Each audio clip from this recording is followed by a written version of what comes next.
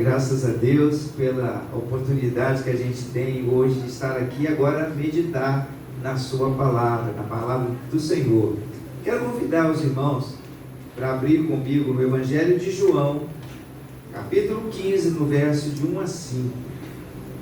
Hoje nós vamos aqui meditar um pouco sobre a igreja como o corpo de Cristo.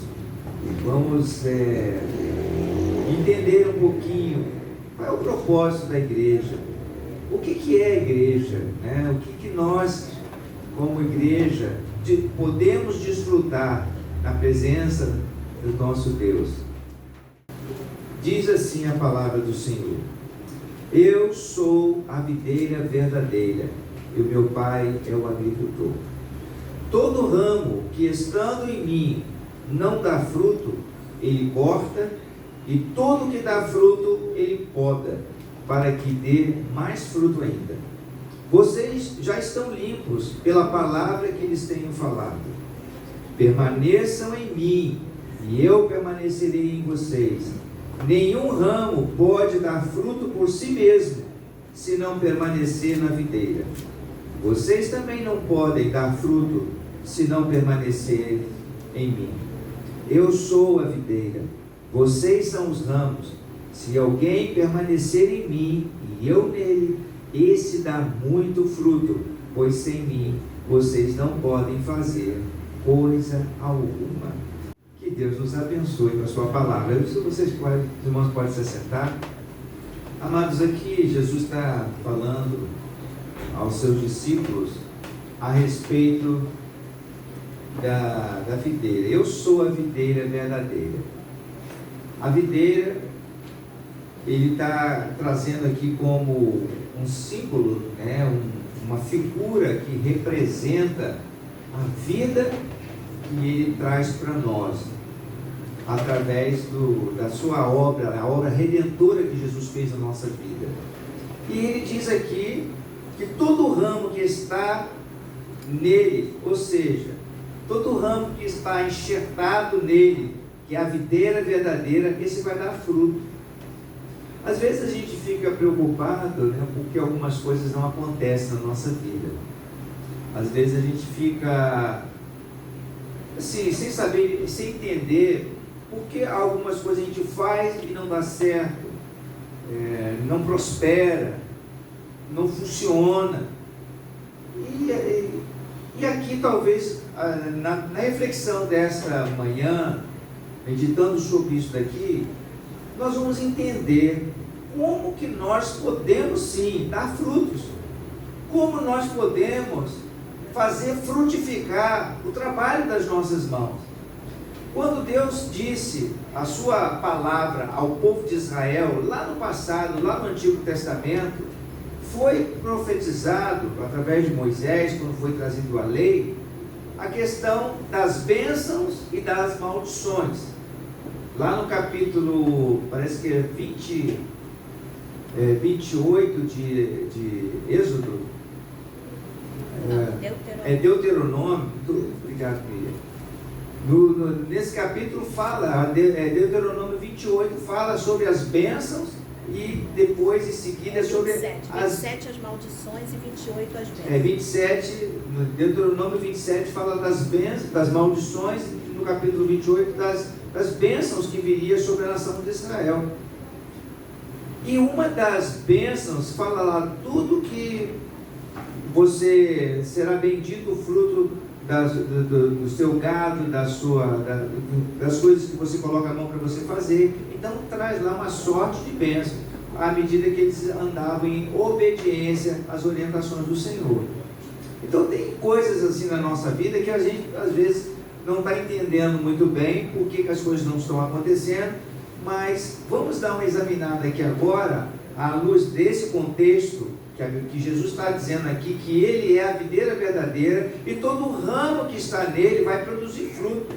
E diz mais, permaneçam em mim, diz lá no verso 3, né? Permaneçam em mim, e eu permanecerei em vocês. Nenhum ramo pode dar fruto por si mesmo. Ele está dizendo aqui que o ramo da videira, se não tiver ligado, enxertado na videira mesmo, ligadinho lá, ele não vai ter condição de dar fruto.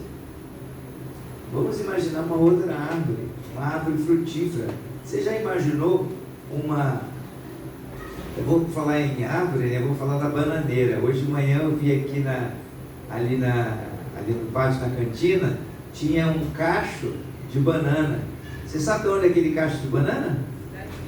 Daqui, da bananeira que nós temos aqui no terreno da igreja. Eu não sei o que eles fizeram lá, se colocaram a banana lá, mas depois cada um pode pegar uma bananinha lá. Se não foi distribuída a banana ainda, tem banana lá, aqui da bananeira da igreja. Muito gostosa. É muito gostosa, né? Pois é. Mas você já imaginou um cacho de banana daquele? Como é que a banana ia nascer se não tivesse enxertado a bananeira? Ou você pensa que vai nascer aquele umbigo da bananeira, no cacho, e ela por si só vai produzir fruto? Ela não vai produzir fruto.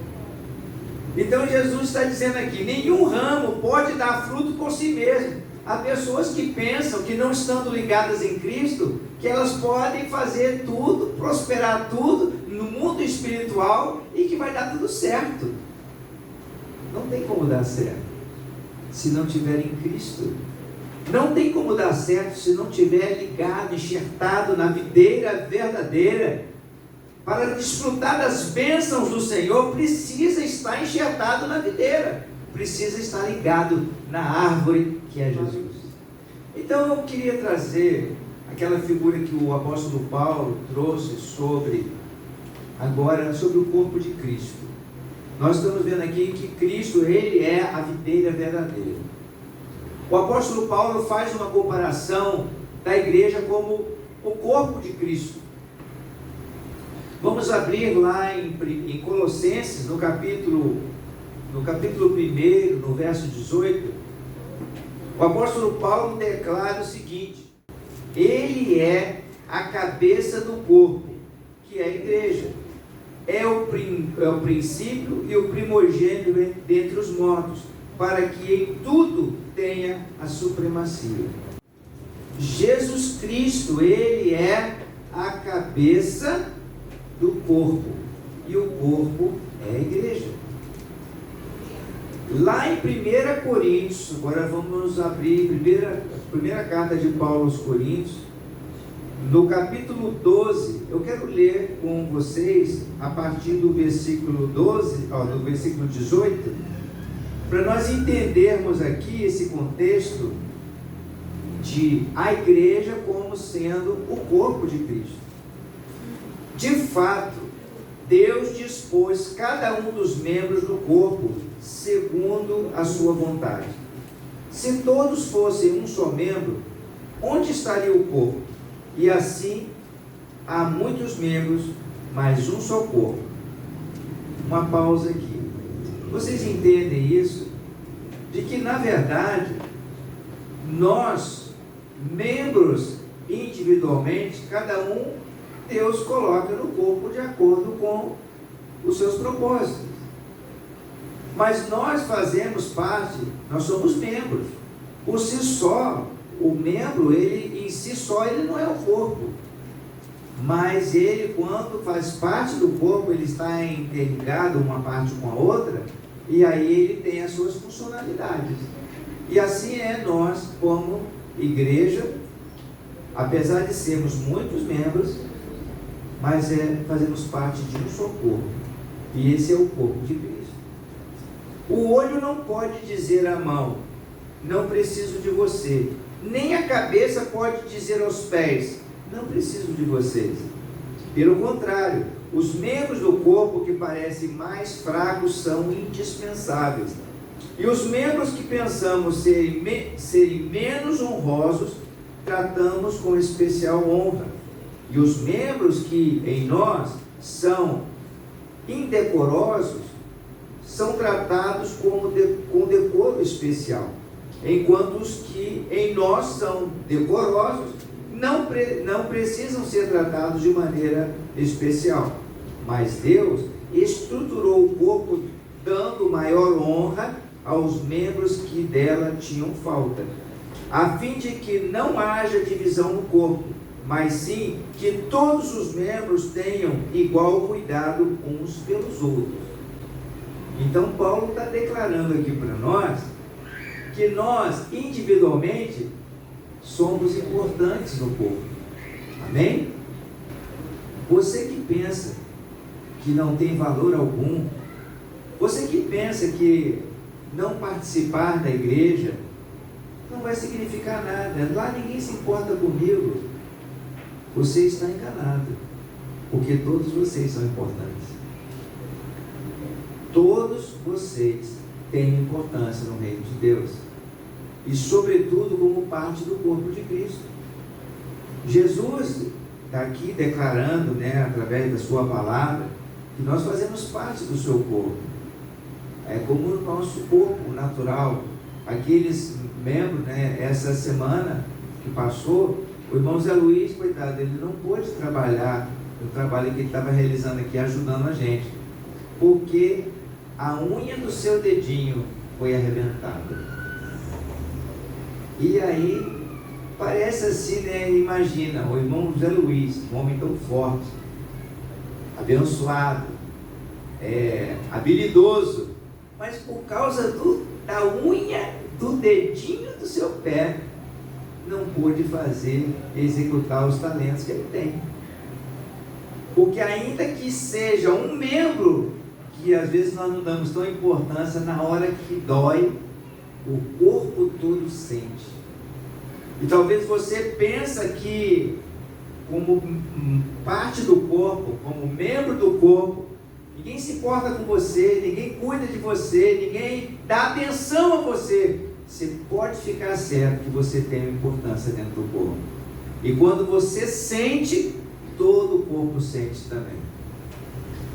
Dando continuidade ainda, diz aqui, quando um membro sofre, todos os outros sofrem com ele. Quando um membro é honrado, todos os outros alegram com ele. Ora, vocês são o corpo de Cristo, e cada um de vocês individualmente é membro desse corpo. Até aqui vocês estão comigo? Isso está entendido? Está claro? Nós somos o corpo de Cristo. E quem é a cabeça desse corpo? Jesus é o cabeça. Jesus é o cabeça desse corpo. Muito bem. Quando nós nos congregamos como igreja, nós nos reunimos, cada um diz as Escrituras, como nós somos um corpo, nós nos movimentamos, nós nos colocamos à disposição de Deus para realizar os seus propósitos. Então diz lá, eu vou abrir agora para você um pouquinho mais adiante, 1 Coríntios capítulo 14, no verso 26. Que fazer, pois, irmãos? Quando vos reunis, um tem salmo, outro doutrina, outro traz revelação, aquele outra língua, a outro interpretação, seja tudo feito para a edificação. Quando nós estamos reunidos como igreja, quando nós estamos aqui congregados nesse lugar, por exemplo, tudo que nós fazemos para a glória de Deus. É verdade? A gente faz com o objetivo de trazer edificação no corpo, fortalecimento do corpo. Quando nós nos alimentamos, nosso corpo físico, nós estamos preocupados com nosso fortalecimento, nossa saúde. Se nós não cuidamos bem do nosso corpo, é claro, vai sofrer consequências. A mesma coisa ocorre com a igreja, que é o corpo de Cristo. Por isso hoje eu perguntei pela manhã aqui, o que nos motiva a vir à casa do Senhor? Por que nós vamos nos reunir? Por que nós nos congregamos como igreja?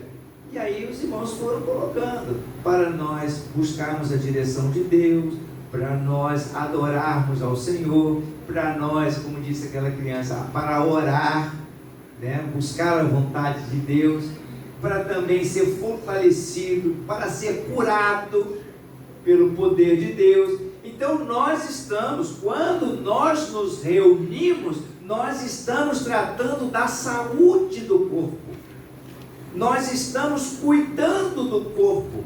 E do corpo de quem? Do pastor? Do corpo da Zezé? do corpo da Ivone, nós estamos cuidando de que corpo? Do corpo de Cristo, do qual fazemos parte. E nós não podemos nos esquecer que quando uma parte desse corpo sofre, os outros também sofrem, a menos que o seu dedinho não tenha importância e ele seja decepado do seu corpo, porque aí qualquer mal que fizer ele decepado do corpo não vai te causar dano nenhum. Você já viu aquelas pessoas que perdem um membro do seu corpo, perde um pé, uma perna, um braço, e aí ela fica, né, sem braço, sem a perna, e aquele pé, aquele braço que está deslocado no seu corpo, você pode fazer o que quiser com ele. Você pode passar em cima, você pode serrar, você pode bater. Eu garanto para você que o seu corpo não vai sentir nada. Você já fez essa experiência? Não, né? Não é bom. Aí, olha, tem um monte de pessoas aí que tá tentando se enrolar.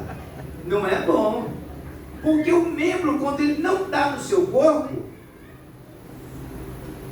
aí agora o corpo sente a falta dele. Uma pessoa que não tem uma perna, uma pessoa que não tem um braço, uma mão, vai sentir muito, vai sentir a dificuldade.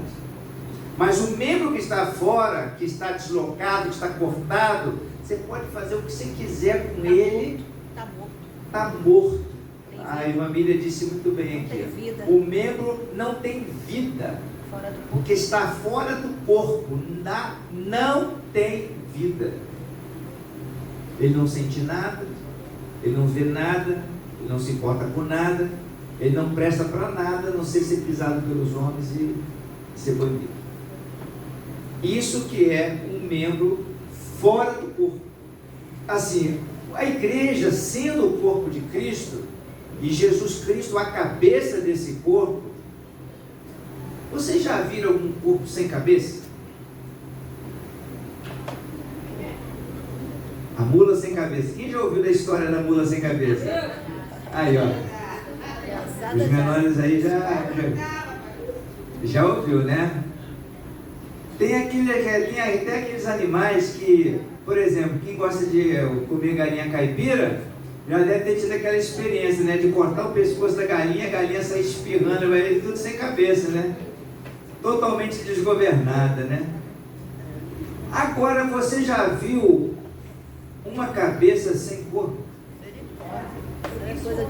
Pois é. Mas eu quero só chegar aqui à seguinte conclusão. Um corpo sem cabeça é uma anomalia. Não existe, não funciona. A mesma coisa uma cabeça sem corpo. A cabeça ela deve estar ligada no corpo e o corpo ligado na cabeça. E Jesus disse aqui, olha, eu sou a videira e o meu pai é o agricultor. Todo ramo que estiver enxertado nele, ligado nele, esse vai dar fruto, vai prosperar, as coisas vão dar certo. Mas se não tiver ligado nele, não tem como dar fruto, não tem como prosperar. Eu quero agora, assim, chegar aqui com vocês a uma conclusão. A importância da igreja. O que é a igreja? Nós estamos vendo aqui que a igreja, ela é o corpo de Cristo. Ela é a expressão de Cristo sobre a face da terra. E ainda que nós somos muitos, todos nós estamos ligados na cabeça, que é Jesus, que dirige todas as coisas. Ainda que tenhamos hoje espalhado por todo o mundo muitas igrejas, muitas denominações, igrejas que eu falo, denominações, correntes evangélicas e muitas situações espalhadas pelo mundo, em situações diferentes. No entanto, nós somos uma só igreja em Cristo, porque nós, desde que estejamos enxertados na cabeça, estejamos ligados em Cristo. Agora, há a situação daqueles que são chamados os desigrejados, daqueles que não fazem parte da igreja. porque por tomarem uma decisão de não simplesmente fazer parte da igreja. Quando eu falo aqui agora igreja, eu já estou falando da organização, da instituição, da expressão visível de Cristo sobre a face da terra. Aí eu pergunto, os que são desigrejados estão fazendo parte do corpo de Cristo? Não estão. Por que não estão fazendo parte do corpo de Cristo? Aí eu pergunto, você já viu a mula sem cabeça? Um corpo que não está com a cabeça, ele está morto. Ele não está fazendo parte. Irmãos, é importante a gente entender isso, porque tem uma verdade espiritual por trás disso aqui agora. Nós não estamos fazendo aqui apenas alegoria, só impressionismo. Não, vamos entender isso daqui. Vamos abrir na carta de Efésios, no capítulo 3, o que é igreja? Para que a igreja está sobre a face da terra? Jesus Cristo não está aqui agora fisicamente conosco, mas a igreja está presente sobre a face da terra, e a igreja ora: Pai, seja feita a tua vontade, aqui na terra como ela é feita nos céus. E nós estamos aqui para expressar Jesus Cristo a esse mundo. Efésios capítulo 3, aqui a partir do versículo 8, verso 8 ao 11, Paulo disse o seguinte: a mim, o menor de todos os santos, me foi dada esta graça de pregar aos gentios o evangelho das insondáveis riquezas de Cristo, e manifestar qual seja a dispensação do mistério desde os séculos ocultos em Deus, que criou todas as coisas, para que pela igreja a multiforme sabedoria de Deus se torne conhecida agora nos principados e potestades, nos lugares celestiais, segundo o eterno propósito que estabeleceu em Cristo Jesus, nosso Senhor. Eu vou pedir, volta ao versículo 10, por favor. A intenção desta graça era que agora, mediante a igreja, a multiforme sabedoria de Deus se torne conhecida dos poderes e autoridades nas regiões celestes. A intenção dessa graça, a intenção porque Deus me tem dado graça para ser testemunha do Evangelho, a intenção pela qual Deus tem dado a você, que hoje pela manhã estava aqui dando testemunho da fidelidade de Deus, é para que através da vida da igreja se manifeste aos poderes, aos principados, às potestades, a multiforme sabedoria de Deus. A igreja é a expressão da glória de Deus sobre a face da terra. E as portas do inferno não prevalecerão contra a igreja do Senhor, porque ela é o corpo de Cristo. A igreja é o corpo de Cristo, e através da vida da igreja, a multiforme sabedoria de Deus se manifesta ao mundo e aos principados, aos demônios, a essas autoridades do mundo espiritual, que só o Senhor é Deus. O inimigo tem que se curvar diante da autoridade que Jesus deu à sua igreja. O diabo não pode atentar contra a vida da igreja genuína do Senhor, porque ela é a expressão da multiforme sabedoria de Deus. E se nós somos os membros dessa igreja, se nós somos um membro da igreja de Cristo, Deus usa as nossas vidas para a manifestação da sua glória ao mundo. Por isso que Jesus disse para os seus discípulos: vocês são a luz do mundo e o sal da terra. Se o sal não estiver dando sabor e a luz não estiver iluminando, para que serve? A não ser para ser desprezado e jogado fora. Como nós daremos a luz ao mundo? Como nós daremos sabor ao mundo se nós não tivermos ligado, enxertado na videira verdadeira que é Jesus Cristo? Portanto, se nós não estivermos como participantes ativos da igreja, nós não estamos ligados em Cristo. E se nós não estamos ligados em Cristo, aí a coisa fica realmente difícil. Porque como é que nós vamos dar fruto? Por isso, irmãos, eu quero assim, com todo respeito, com todo carinho, mas te dizer essa verdade. Aqueles que são adeptos da Cristo em casa, são adeptos do, não, para que reunir instituição, igreja? Isso é fora de moda. O importante é estar em Cristo. Como estar em Cristo se você não faz parte do corpo?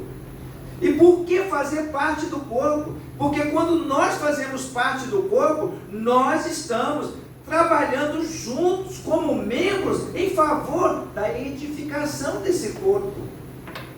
Como pode a minha mão sozinha trabalhar se não estiver ligada no meu corpo para realizar os propósitos dos quais eu quero fazer? Como ela vai poder atender aos meus propósitos? A mão por si só, ela vai se sustentar, ela vai fazer alguma coisa em favor dela mesma? Não vai. Não tem como.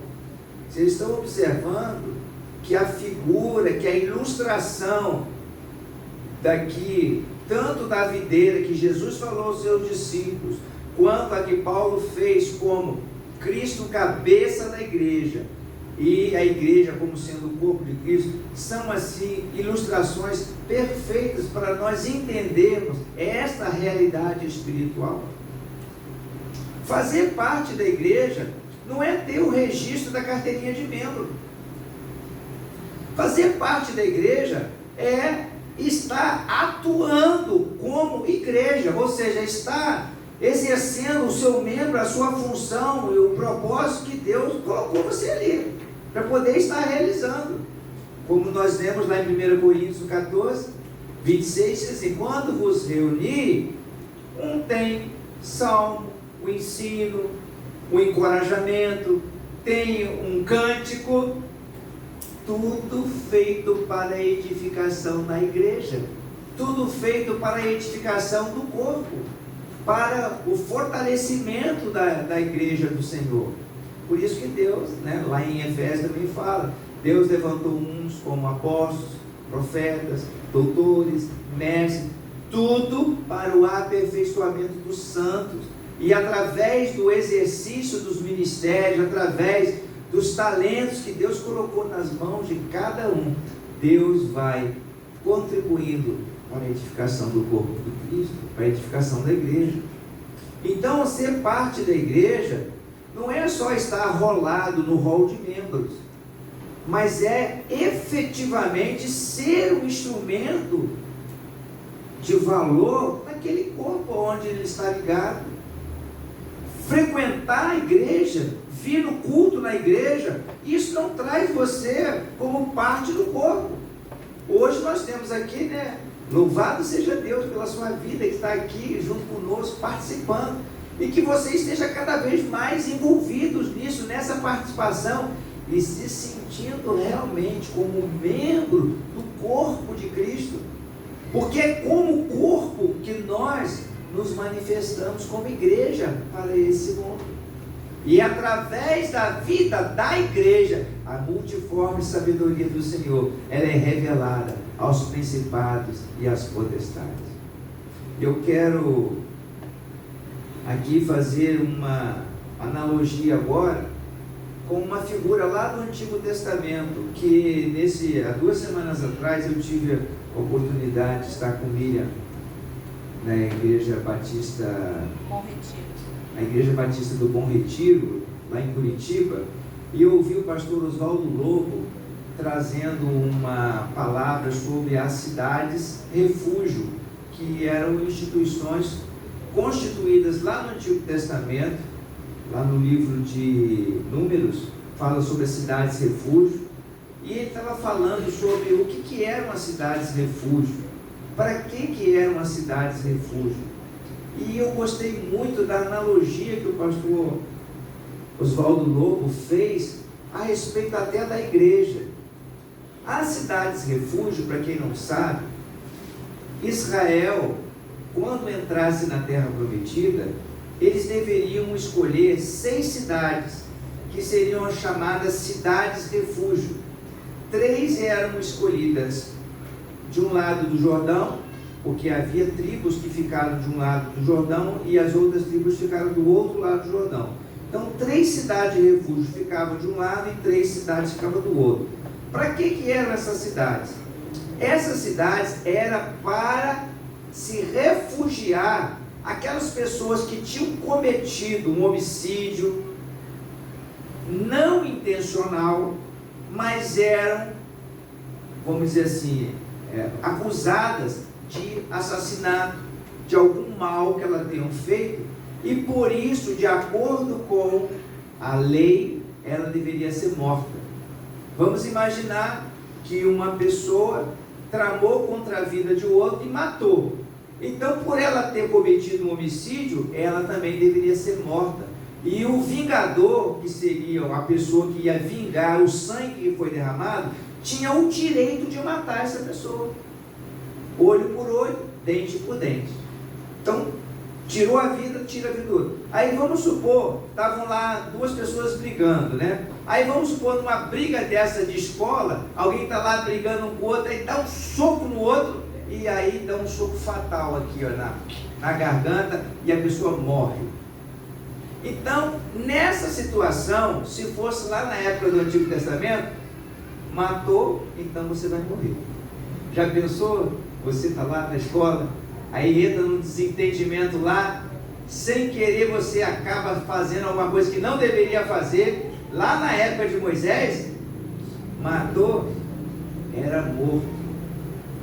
Mas, para a pessoa ter a chance de passar por um julgamento e não ser precipitadamente morta pelo vingador, ela se deslocava para a cidade de refúgio. As cidades de refúgio, portanto, era para abrigar aquelas pessoas que tinham cometido um homicídio, tinham cometido um assassinato involuntariamente, e elas eram deslocadas para lá, porque o vingador não poderia fazer nada com a pessoa quando ela estava lá naquela cidade. E essas cidades, elas representam um lugar, como o próprio nome dela diz, cidade de refúgio, era um lugar que ficava sob a guarda do Senhor, sobre a proteção do Senhor.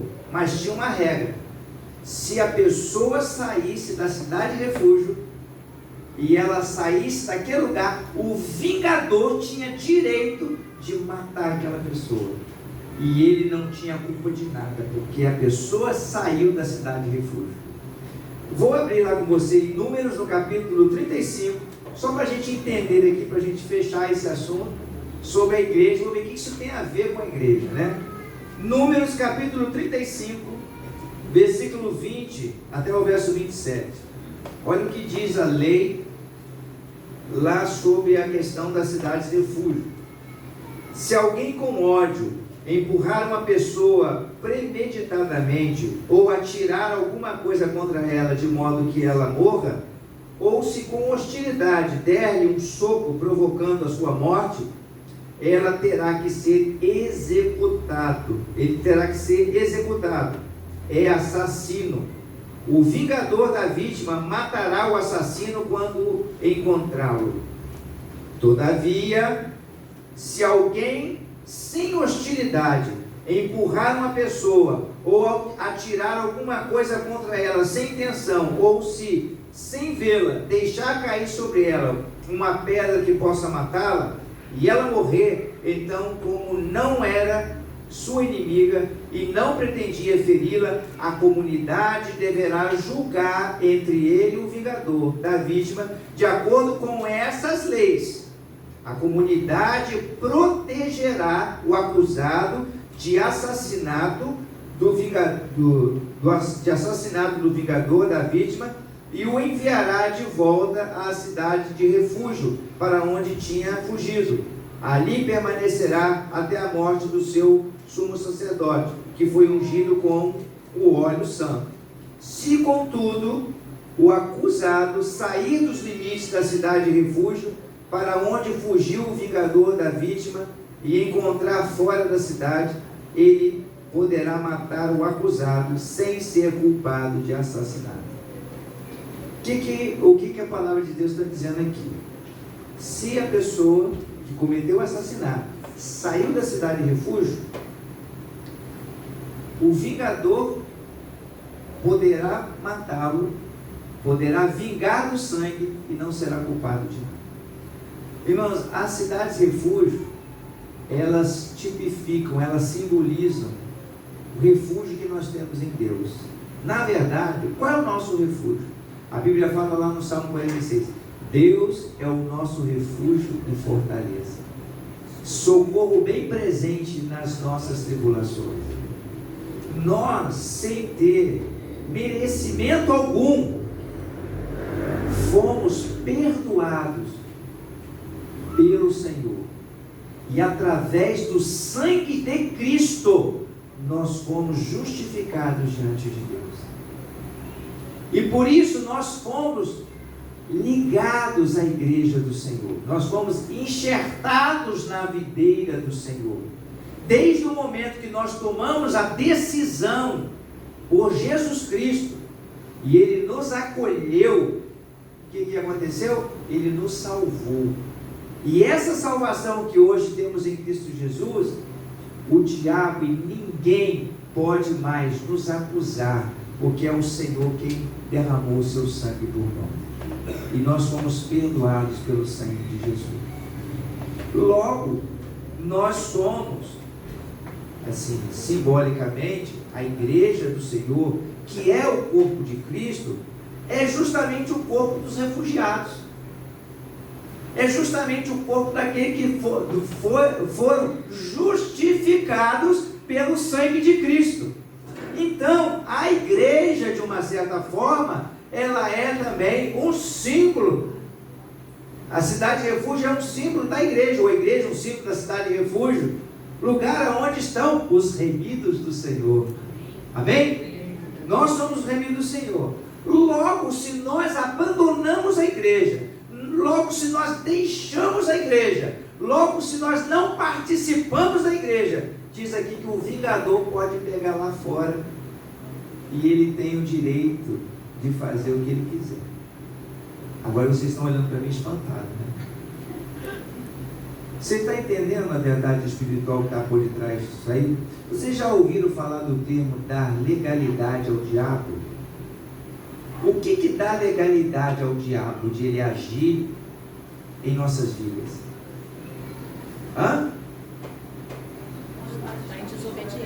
A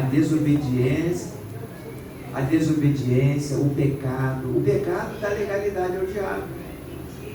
A mentira dá legalidade ao diabo. O diabo é o pai da mentira. Então, se nós estamos mentindo, fazendo aquilo que ele quer, isso dá a ele o direito de usar a nossa vida, de arruinar a nossa vida, de arrebentar a nossa vida. E aquele que se diz de Cristo e não participa da igreja, está dando legalidade ao vingador, conforme está escrito aqui na palavra de Deus. Mas pastor, está acontecendo isso, está acontecendo aquilo, eu estou perdendo tudo, está roubando minhas coisas. Olha, irmãos, o diabo ataca, ele é atrevido.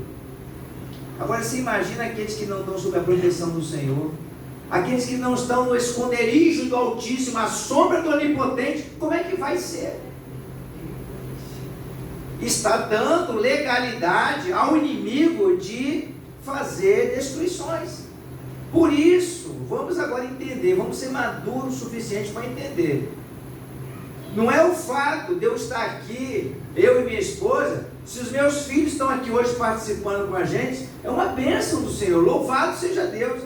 Mas a gente pode, se meus filhos porventura não estivessem aqui, eles estavam sujeitos às agruras desse mundo, aos problemas desse mundo. E eu como pai, a Miriam como mãe, temos sim o dever de orar, de interceder, de clamar pelo sangue de Jesus, para que Deus os livre e os traga de volta à cidade de refúgio. Estejam debaixo do esconderijo do Altíssimo, à sombra do Onipotente, onde a gente descansa, onde a gente tem paz. Por isso que deve ser sim uma preocupação nossa, constante, de orar pelos nossos familiares, para que eles estejam não nessa onda, né? De que eu estou com Cristo no coração, está tudo bem comigo. Não, se não está participando da igreja, é um corpo sem cabeça, não está em lugar nenhum, está fora do corpo de Cristo. E se está fora do corpo de Cristo, está sujeito a essas ações do inimigo. É como a gente está. Você já tomou chuva, não já? Por que você tomou chuva?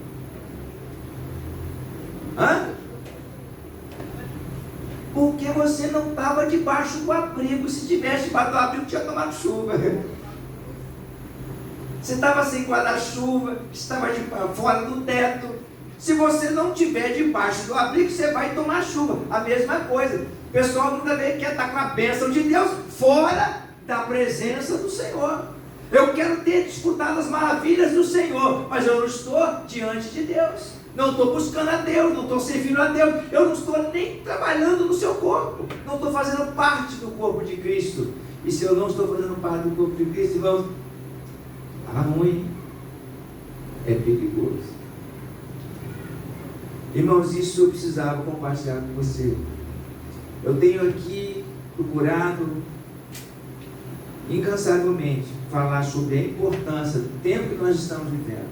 Lá, as Escrituras dizem que, Deus, se não me engano, que fala que não deixa de vos congregar, muito mais quando o tempo se aproxima. Para quê? Para que você esteja interagindo com o corpo, se motivando um ao outro, se fortalecendo um com o outro, sendo esse veículo de bênção nas mãos do Senhor, esteja atuando na igreja. Quando eu falo atuar na igreja, é ser participante efetivo, não é apenas um ouvinte. Ir na igreja, dizer, conta comigo. Mas, e aí? Você está um membro, imagina, né? A perna diz para mim, Hudson, conta comigo. Tá, então vamos lá. Perna, conta comigo. Mas bota a perna para funcionar. Bota para funcionar, porque se não estiver funcionando, não dá para contar. Aí o corpo sente. Percebe isso, irmãos? O corpo sente. E é importante você ter esse entendimento, porque se nós não estamos ligados na videira, por isso Jesus deu essa palavra de encorajamento: permaneçam em mim e eu permanecerei em vocês. Nenhum ramo pode dar fruto por si mesmo. Sozinho você não vai conseguir coisa alguma. Sozinho você não dá conta. As lutas, as dificuldades que tentam nos destruir, ações do diabo e ações de todos os jeitos, vêm contra as nossas vidas. Mas se você estiver ligado no corpo, enxertado, volto a dizer, não é arrolado como um membro, mas é escrito no seu coração a sua participação, vamos dizer assim, você está desfrutando da seiva viva de Jesus, e Ele está usando você como instrumento nas mãos dele, e você está ligado no corpo, você está sendo um instrumento na mão de Deus ali, porque Deus está trabalhando na sua vida. Você está no refúgio do Senhor, na cidade refúgio, e nada, nenhum mal te sucederá. Aí aquele Salmo 91 vale, né?